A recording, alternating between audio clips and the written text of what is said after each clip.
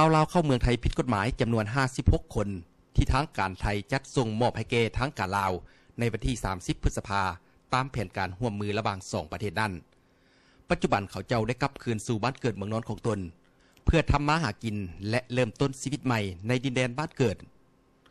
คนลาวเข้าเมืองไทยผิดกฎหมายดังกล่าวมีถิ่นอาศัยอยู่แขวงบุรีคำไซเวียงจันทน์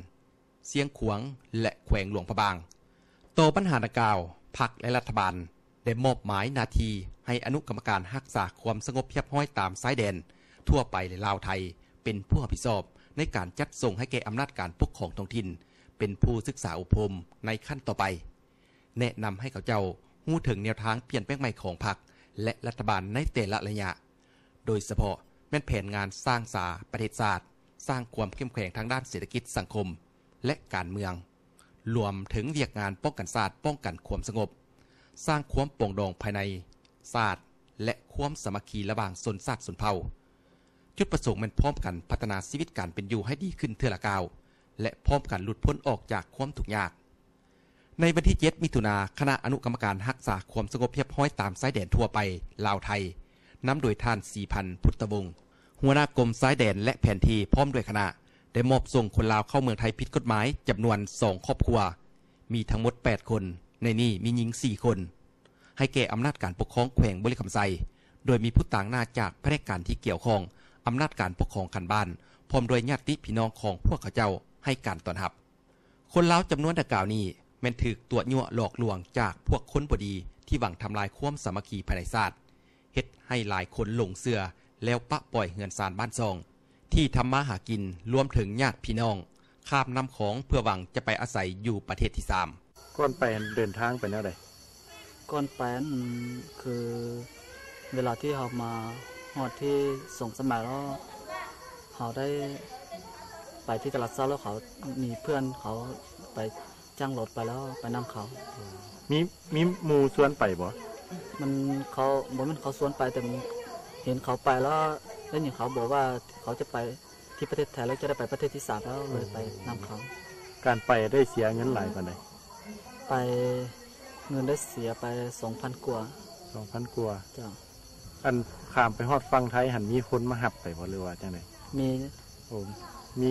พี่น้องบ่หรือว่าจังได๋บ่แม่นมีคนไทยนะโอ้คนไทยเป็นผู้เอาเงินนำเฮาแล้วพาเฮาไปส่งจังซั่นจ้ะอยู่แต่เวลาที่เขาจะจุดศูนย์มันคือพวกเราออกจากศูนย์แล้วออกมามกตัวที่บก.ที่ทหารแล้วเขาจึงจุดที่หลังแล้วพวกเขาออกมาก่อนแล้วบ่ฮู้ว่ามันอยู่ข้างในมันผู้ใดจุดที่มันบ่ฮู้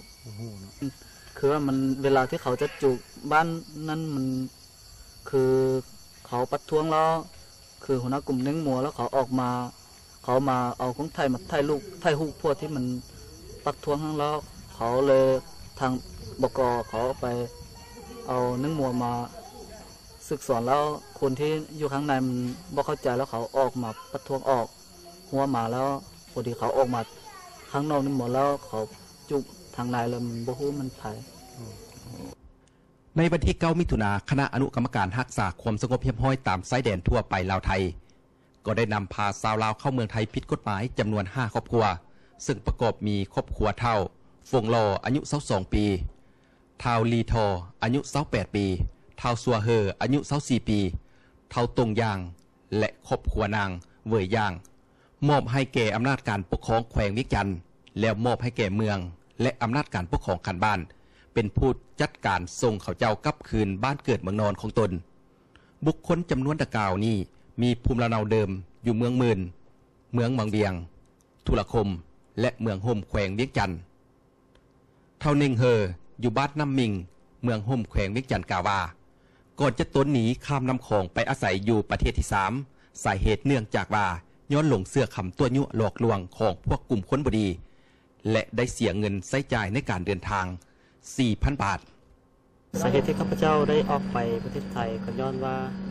ข้าพเจ้าได้ยินข่าวจากวิทยุวอชิงตันดีซีแล้วก็เอเชียซีรีว่าห้องทำกระบอก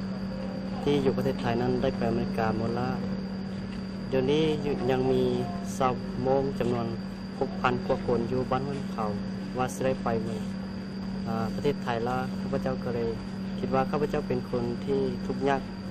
แล้วก็ข้าพเจ้าก็คิดว่าถ้าพวกนั้นได้ไปด้วยข้าพเจ้าก็คือคนมองเหมือนกับพวกเขาแล้วถ้าได้ไปประเทศไทยแล้วก็ได้ไปคือกับเขาแล้วจึงได้ตัดสินใจไป ไปเขาได้จ้างเงินเอาเลย ข้าพเจ้าจ้างเงินไปทั้งหมดไปถึงประเทศไทยเลย 6,000 บาท2 คน สองคนเมีย เจ้า แล้วก็การเหตุการณ์ตัวไฟใหม่หอยน้ำขาววังมอนี่เจ้าหู้อย่างเกี่ยวกับเรื่องนี้ป่ะอาจจะ อัน มี นี้เค การ ย ประ บ ท้ อ ว ก ง เพราะว่าคอยออกมาก่อนแล้วไฟจึงไม่ แล้วหูข่าวพี่น้องทางในเขาจะบอกว่าก่อนจะมีการจูดนี่มันมีการประท้วงมันเมนความจริงป่ะ ก็เห็นเขามาประท้วง